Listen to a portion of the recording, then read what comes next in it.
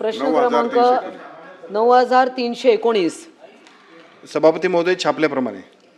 सभापती महोदय, राज्यातील कामगार विमा रुग्णालयांमध्ये वैद्यकीय सेवा अधिक सक्षम करण्याच्या दृष्टीने बसवण्यात आलेले एक्स-रे मशीन खरेदी करताना आवश्यक असणारी प्रमाणपत्रे व निर्धारित निकषांची पूर्तता न करता केलेल्या खरेदीच्या मान्यतेच्या प्रक्रियेत अनियमितता झाल्याची बाब या प्रश्नाद्वारे मी विचारू इच्छिते।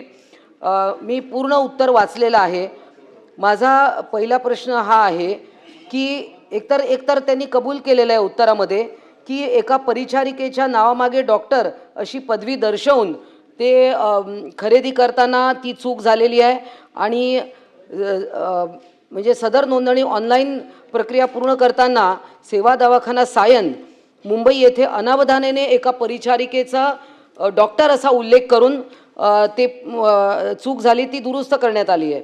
माझा दुसरा प्रश्न असा आहे की जेम पोर्टलमध्ये जे मशीन एक्स-रे मशीन 7 ते 10 लाखामध्ये उपलब्ध आहे ते डायरेक्ट जे मागवलं ते AI सॉफ्टवेअर प्रणालीचं आहे आणि म्हणून त्याची किंमत 31 लाख अशी आहे। परंतु मूळ प्रश्न असा आहे की सदर सेवा दवाखान्यांमध्ये रेडिओलॉजिस्टचे पद मंजूर नाही, पण हे पद मंजूर असायला पाहिजे। कारण रेडिओलॉजिस्ट म्हणजे ठीक आहे टेक्निशियनचं काम आहे एक्स-रे काढणं, परंतु त्याचं डायग्नोसिस करणं हे रेडिओलॉजिस्टचं काम आहे। मग रेडिओलॉजिस्टची पद मंजूर नाही तर असं म्हटलंय तर ते पद मंजूर आपण करणार नाही का, आणि करणार असाल तर ते कधीपर्यंत करणार?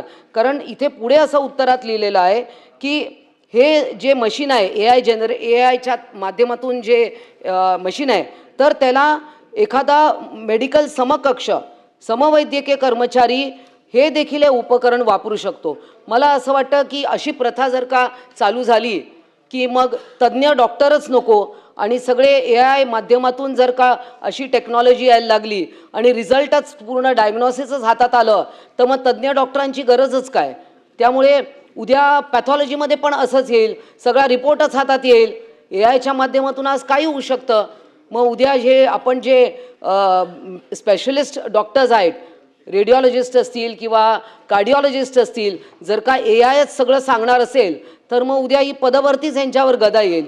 त्यामुळे ही पदभरती आपण करणार का आणि ती कधी करणार हा माझा प्रश्न आहे।